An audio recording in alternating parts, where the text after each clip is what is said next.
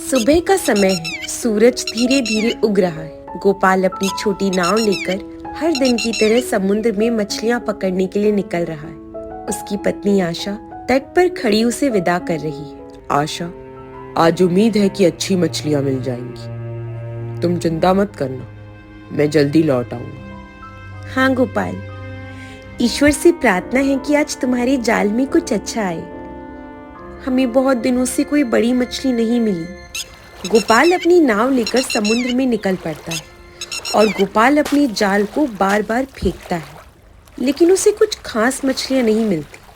वो थका हुआ महसूस करने लगता है, लेकिन एक आखिरी बार कोशिश करने का निर्णय लेता है।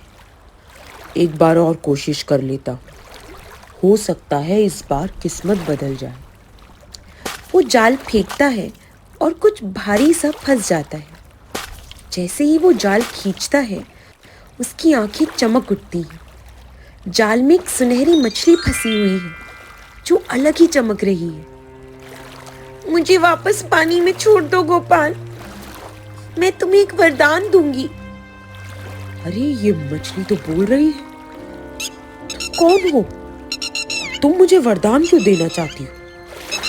मैं एक चमत्कारी मछली हूँ। अगर तुम मुझे छोड़ दोगे तो तुम्हारी जो भी इच्छा है वो पूरी हो जाएगी। गोपाल को ये सुनकर बहुत खुशी होती है और वो सोचने लगता है, ठीक है, मेरी और मेरी पत्नी की जरूरतें पूरी हो जाए और हमें कभी भी गरीबी का सामना ना करना पड़े। बस इतना ही चाहता हूँ। तुम्हारी इच्छा पूरी होगी। अब मुझे पानी में छोड़ दो। गोपाल खुशी खुशी मछली को वापस पानी में छोड़ देता है और घर की ओर लौटता है। जब गोपाल घर पहुंचता है तो वो देखता है कि उसकी पुरानी कुटिया की जगह अब एक सुंदर मकान खड़ा है। अंदर आशा उसे देखकर हैरान और खुश होती है। गोपाल, ये सब कैसे हुआ? हमारे पास इतना सुंदर घर, इतने सारे सामान, ये सब चमत्कार कैसे हुआ? आशा, आज समुद्र में एक चमत्कारी मछली मिली थी। उसने मुझे वरदान दिया है। अब हम गरीब नहीं रहेंगे। आशा खुशी से गोपाल को गले लगाती है और दोनों अपने नए जीवन की शुरुआत करते हैं। लेकिन वहीं दूसरी तरफ गांव के व्यापारी बलवंत सिंह और उनकी पत्नी राधा को गोपाल के अचानक अमीर होने की खबर मिलती है। बलवंत सिंह को जलन होती है। राधा, सुना तुमने? वो गरीब गोपाल अब अमीर हो गया है।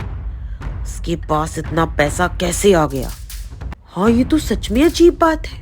पता करो कि ये कैसे हुआ। मुझे उससे ये चमत्कारी मछली चाहिए, चाहे कितना भी पैसा देना पड़े।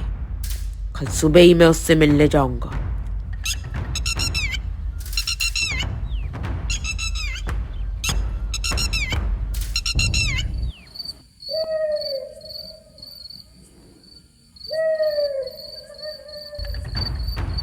बलवंत सिंह गोपाल के घर आता है और उससे मछली खरीदने की कोशिश करता है। गोपाल, मैंने सुना है कि तुम्हें एक चमत्कारी मछली मिली है जिसने तुम्हें अमीर बना दिया। मुझे वो मछली बेच दो।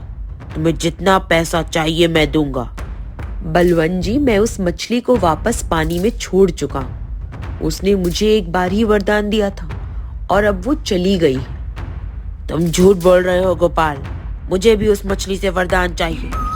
खुद जाल डालूंगा और उसे पकड़ूंगा।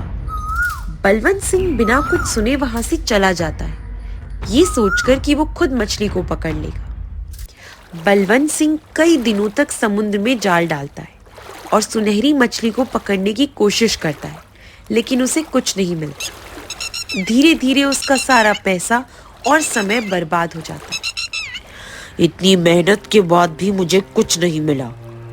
शायद सच में उस मछली ने गोपाल को ही वरदान दिया था।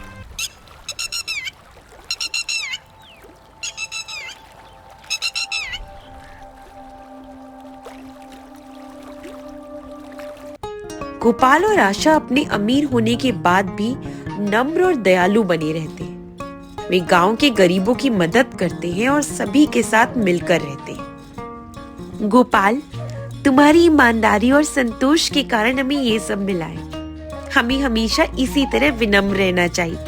बिल्कुल आशा, सच्चा सुख दूसरों के साथ बांटने में ही है।